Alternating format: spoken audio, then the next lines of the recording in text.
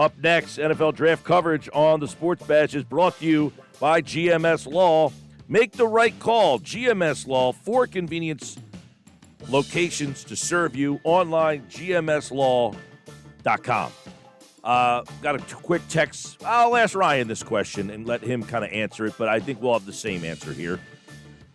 Got a lot of questions from you guys. If you want a question for Ryan, send it in now. 609-403-0973 on the text board. If you're watching the live video, pop it up on the screen, and we'll ask Ryan your draft questions as Ryan Roberts, Coast to Coast Scouting, Believe in the NFL Draft podcast, joins me now here on the Sports Bash Live on 97.3 ESPN. Ryan, happy draft day, man. Happy draft day, Mike. Appreciate you having me on again. Absolutely. Great information. We're getting great feedback from the listeners. They've been popping questions in throughout the show today. So let's start with some of the questions from our listeners. First one, what are the rumors? There's rumors that the Eagles want to move into the top 10. What would it cost to go from 12 back into, say, 7, 8, 9?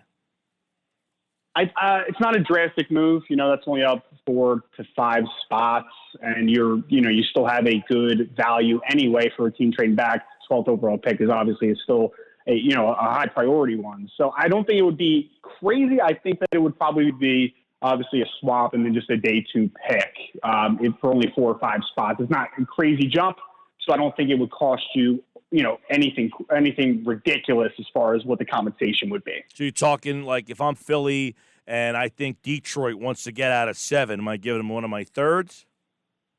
I think probably more likely a second. So maybe swapping them the first and then a second this year, or unless you want to try to finagle them and say, hey, we'll give you a 4th this year and then we'll give you a second rounder next year, so you can kind of delay the draft capital. But I think that it can be done relatively inexpensively because, again, that's not a huge jump, and it's not like the Eagles have it's not like they're the Washington football team at 19 or the Chicago Bears at 20. It's not a crazy trade back option. This one is Parsons. This one's from Philip, who's watching on Facebook. Is Parsons really going to drop? How far do you see Micah Parsons dropping? I think his bubble is – I think it starts at 9. I know some people that I talk to that have experience in scouting departments in the NFL are saying that he could come off at 6, which would be surprising to me if the Dolphins did make that decision. I think the Denver Broncos at 9, although I don't think that Teddy Bridgewater necessarily eliminates the quarterback potentially. If they are just like, okay, we're going to stick with Drew Lock and Teddy Bridgewater for a year, let's get who we perceive to be the best football player on the board. I think 9 is where the conversation begins. I think if he lands to the Giants, even though I talked about the Eagles having this long string of not drafting a linebacker in the first round from 1979. Well, they haven't drafted a linebacker since I think it was 1984 with Carl Banks. So they've been in a long drought as well. But I really do think that it makes a ton of sense at 11 for the Giants. And then, we talk about the Eagles. I don't think it's going to happen, but if you are at 12 and you take a guy like Micah Parsons, I think it's great value. And I think it's what the Eagles need. They haven't had a dynamic second-level defender in quite some time now. I mean, probably since Jeremiah Trotter, right? Like, we just had I know Jordan Hicks was like a solid football player, but like he was just often injured and all that good stuff. So I do think that the window starts at 9. The floor, I believe, is the Las Vegas Raiders at 17. I would be very surprised if he drops any further than that. I think that's kind of the window for him. All right. At 12, how many quarterbacks will be on the board when that selection is up? So I think there will be 4 off the board and 1 available. The question is, how much is the Mac Jones love really prevalent in the NFL, or is it just, a Kyle Shanahan love affair with him, which is kind of magnifying it for some people? I think that either him or Justin Fields could be on the board at 12. I don't think it will be both. I think we're going to see 4 at least drafted in the top 10, and then depending on if a team wants to trade up for the 5th, we could be seeing, a record-setting year for quarterbacks. But I do think that there will possibly be one of those guys. I'm just, to be completely honest and completely transparent, I'm not 100% sure which one it will be.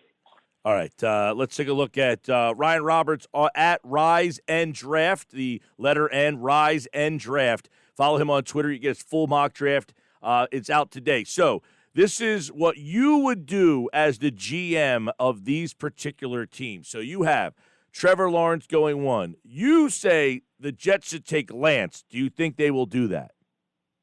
I do not. I think it's a foregone conclusion that the New York Jets are going to take Zach Wilson.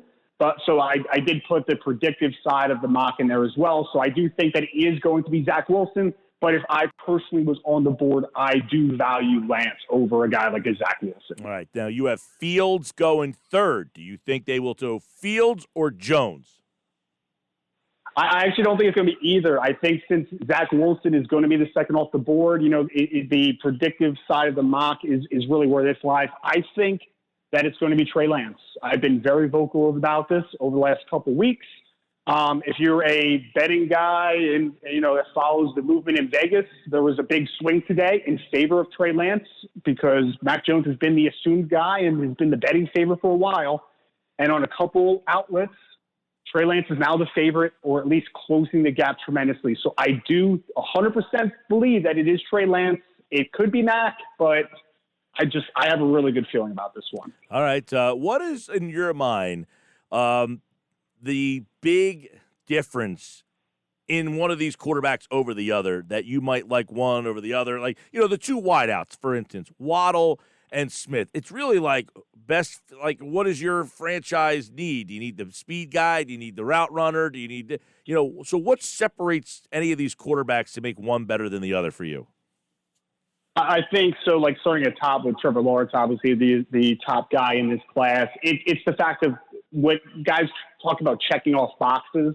And for Trevor Lawrence, from a physical perspective, he checks everything off. But I think what separates him is he's just been productive at every step. He just wins football games, which a lot of people obviously value at the quarterback position. And then he's a 21-year-old kid that is already married.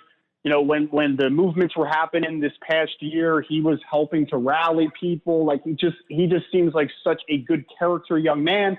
Graduated in 3 years. Like it's hard to find a hole other than, he weighed in at his pro day of 213 pounds. Like he was a little skinny, obviously, but it's just hard to poke holes in him.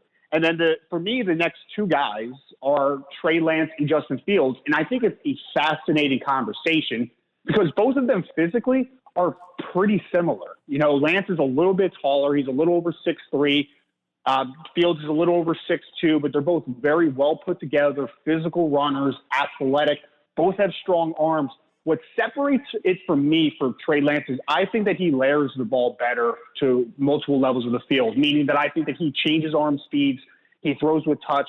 I think he's just a more natural thrower of the football. Justin Fields, for me, people have thrown out comparisons to Cam Newton, which I think are really apt comparisons. I think it makes total sense. He's a little mechanical in some worlds, but I do think that he can be successful in the right situation. But I'm just kind of buying into the more natural thrower, especially when physically I think they're so similar athletically. And then after that, it's Zach Wilson is the next tier for me. I was very hesitant on Zach Wilson. I've been very transparent with that. When he started to have his rise and people were talking about, this guy might be the second quarterback off the board.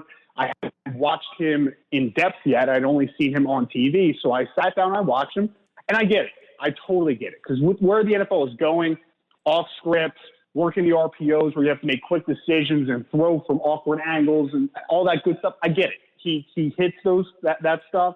He had a great season. He's a good athlete. For me, there's just an inconsistency with him, especially from a technical side. His upper body and lower body just becomes so disconnected. And I know, obviously, that is a thing that you must do when you're throwing off script. But I worry about him on script sometimes. I think that he is very hesitant to just pull the trigger at times and play hero ball a little too much, which is a little bit scary.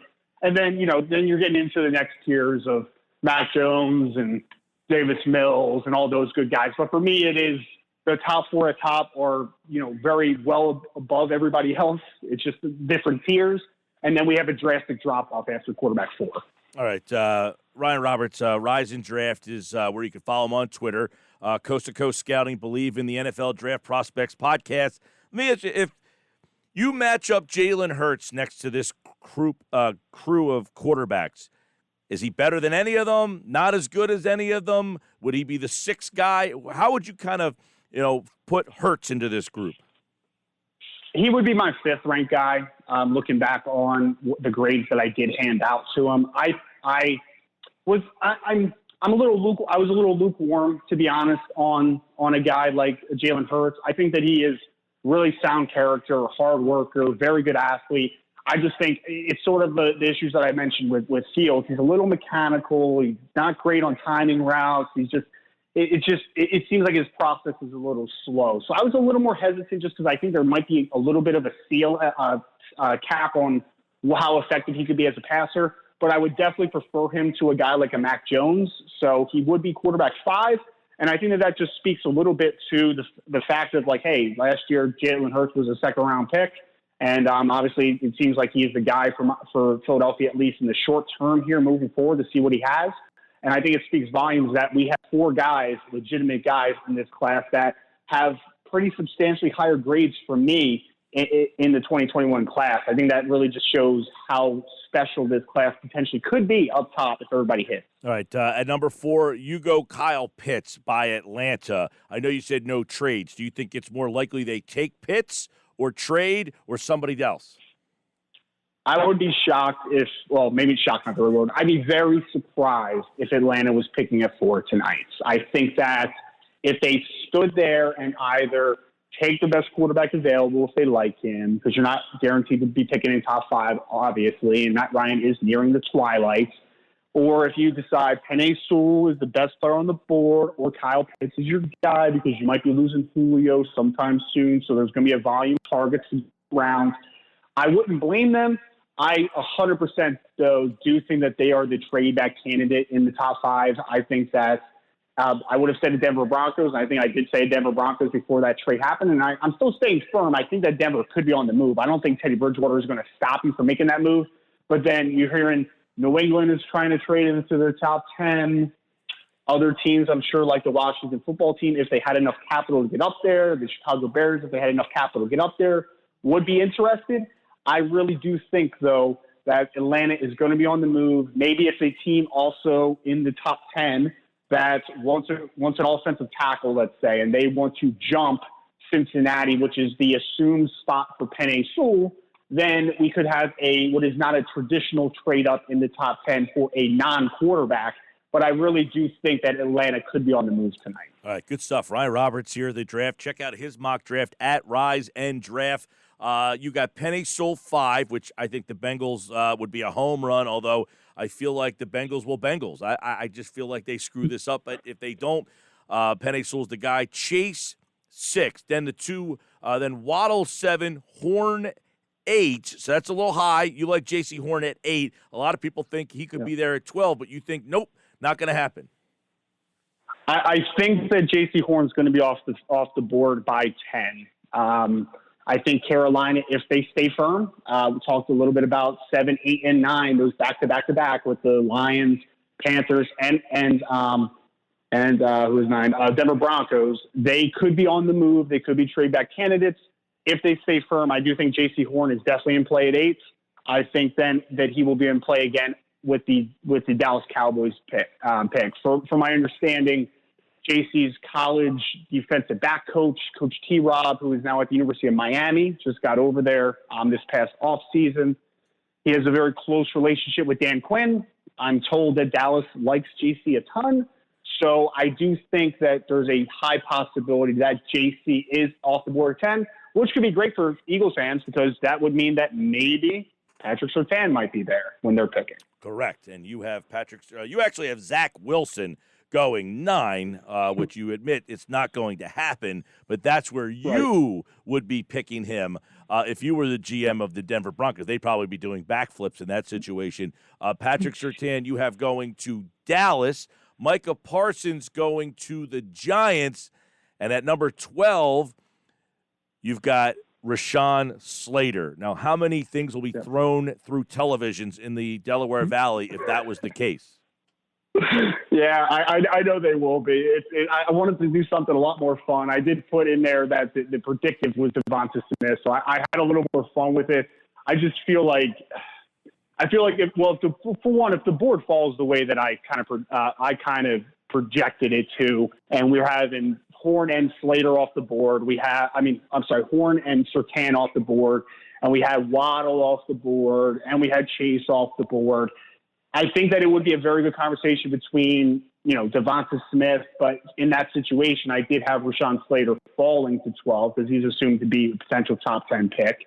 And I think that it just makes sense for them. I know it's not going to be the short-term impact that Eagles fans are going to get really excited about. And I know it's not sexy to give a team an offensive lineman at 12. I completely understand why there would be some pushback on it. But for me, left tackle with Jordan Mailata and the kid that came out a couple years ago, Washington State, Andre Dillard. Yep, Andre Dillard and Jordan Mailata. They're fighting out for left tackle. It's a little bit of a question mark, even though I know Mailata did play well in sports last year. You have Isaac Seumalo, who I know, they've re-signed, but I think he's just always going to be a guy that could be replaced because I don't think he's so stellar. And then Jason Kelsey, obviously we're talking about every year. He might be out the door. He might be retiring. Brandon Brooks coming back from the Achilles injury. And then obviously Lane Johnson's been dealing with injuries over the last couple of years too. So I think there's a lot more question marks on the Eagles offensive line than people would want to admit. In a vacuum, if everybody's healthy, then okay, it's not a need at all. But let's be honest, right. The history has dictated that one of them might be hurt. And I think that Rashaan Slater does give you flexibility where I prefer him inside a guard. Some people like him at tackle. I talked to a former scout who I do a podcast every week with, who was in the game for 18 years, that says, I think he's a center eventually. So I think he gives you flexibility. I think he can fit into multiple spots on your offensive line. And I think there's more unsettling holes on that offensive line than people like to admit to themselves. Which is no doubt what Andy Weidel almost verbatim said. Like, the fact that you can wear many hats is very attractive to them. That's why I don't think you're way off base with Slater. My question would be, all right, you have him taking Slater. Is that because it's the fit, or do you think it's better to trade back? Is Slater there? How far deep can he fall to? I think that's probably around the spot where Slater will go in general. I don't think he's going to fall too much because he's very liked in NFL circles, and that's pretty consistent across the board. So I don't think he'll last too much longer than that. That's probably nearing the floor of where he goes. Could you trade back a couple spots? It's very possible. The good thing, though, is if you were interested in offensive line and Slater was your guy, if you do drop back a couple spots, and let's say Slater goes off the board, there is guys like Tevin Jenkins from Oklahoma State who, although played right tackle at Oklahoma State, I think that he would be a very dominant interior lineman. I think he would be an outstanding guard. So there is still some players with similar flexibility, but I really do like the fit of Slater there just because, again, he not only does he offer the ability to start at multiple positions, when we talk about roster construction, the ability to play multiple spots, I mean, he saves you a roster spot because he could literally start a position and back up 3 to 4 spots. Like that, he has that type of skill set, which is very valuable. And I think GMs would love that type of versatility. But I do think that if you trade back, you're not in a bad situation because, again, a guy like a Tevin Jenkins, if he's there, the fit also makes sense. But obviously, I know Eagles fans are really looking for, like, hey, we want a corner, we want a wide receiver, or maybe Micah Parsons if he falls. Yeah, but it's funny because the smart teams and the Eagles, when they have won and they have drafted well, it's Lane Johnson, it's Brandon Graham, it's Fletcher Cox. They typically hit on the lines. That's when they won. And a lot of the good teams, that's where they win. They win by drafted on the line. So I don't – it's like I feel like Slater is very much in play. Darrisaw, Vera Tucker, you have them going bang, bang, bang. So 3 in a row offensive line in that spot. It seems that the offensive linemen are starting to jump up a little bit here as we get closer to first pick.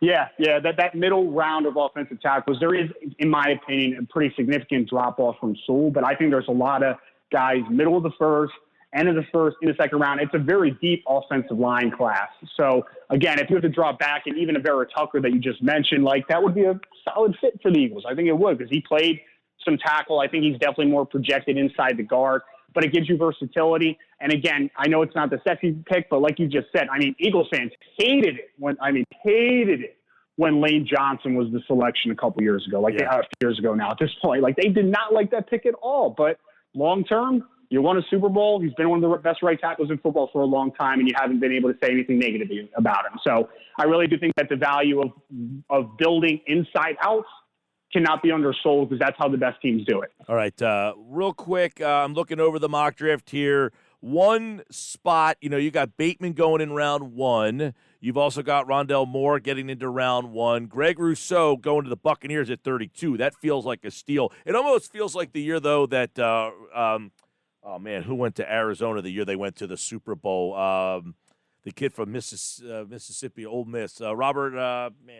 But when they and Robert Nkedici. There you go. Yes, the guy. Yep. So he kept falling, and the Super Bowl team got him. It feels like that's with Rousseau with the Buccaneers. But that would be an interesting Jason Owe, another very interesting pick. If the Ravens at 31, you've got Travis Etienne going to the Bills at 30. Good spot for them. They need a running back bad.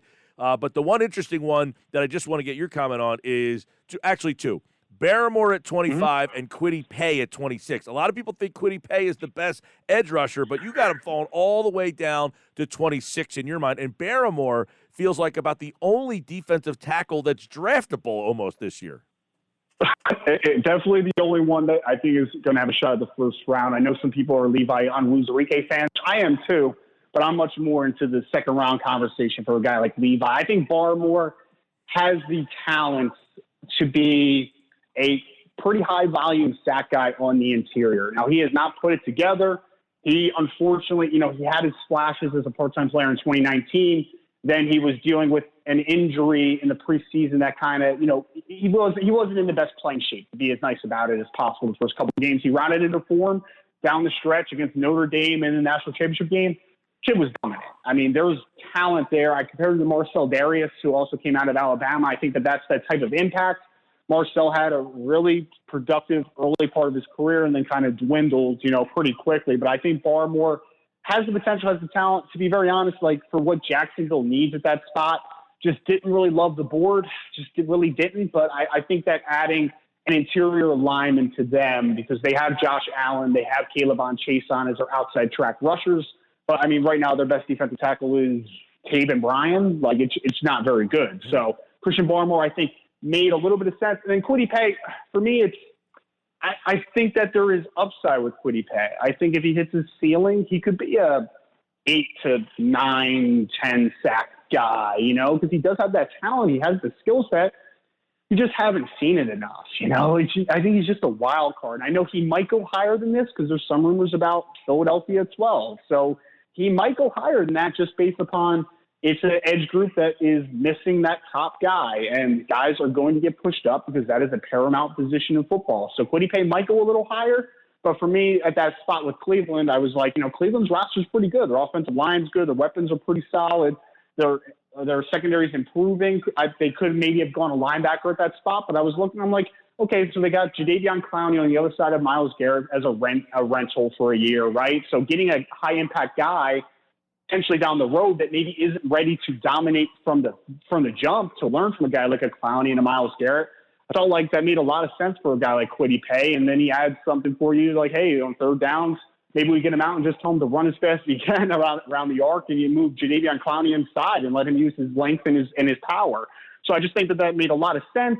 And I'm just a little hesitant on Kwity early on because I just don't know if you're going to get the early impact that you would want for a highly regarded edge rusher. Ryan Roberts, Coast to Coast Scouting at Rise and Draft on Twitter. Check out his full mock draft over there.